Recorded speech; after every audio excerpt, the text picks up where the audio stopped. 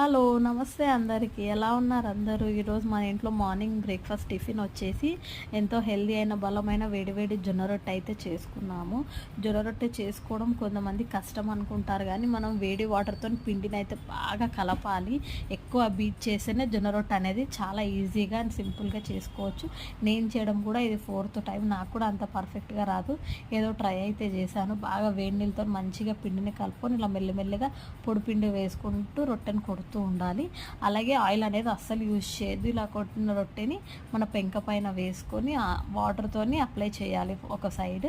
ఒక దాని తర్వాత టర్న్ చేసి 2 మినిట్స్ బాగా హీట్ చేసేసుకొని బేక్ చేసేసుకొని, అలాగే మనము మెయిన్ ఇది ఆకుకూరలోకి తీసుకుంటే చాలా హెల్దీ. నేనైతే పాలకూర పెసరపప్పు అయితే వండి దాంట్లో కాంబినేషన్ అయితే తీసుకోవడం టేస్ట్ అయితే చాలా బాగుంది. ఎంతమందికి జొన్న రొట్టె ఇష్టమో కామెంట్ చేయండి. సబ్స్క్రైబ్ చేసుకోవడం మర్చిపోకండి. లైక్ చేయండి, షేర్ చేయండి.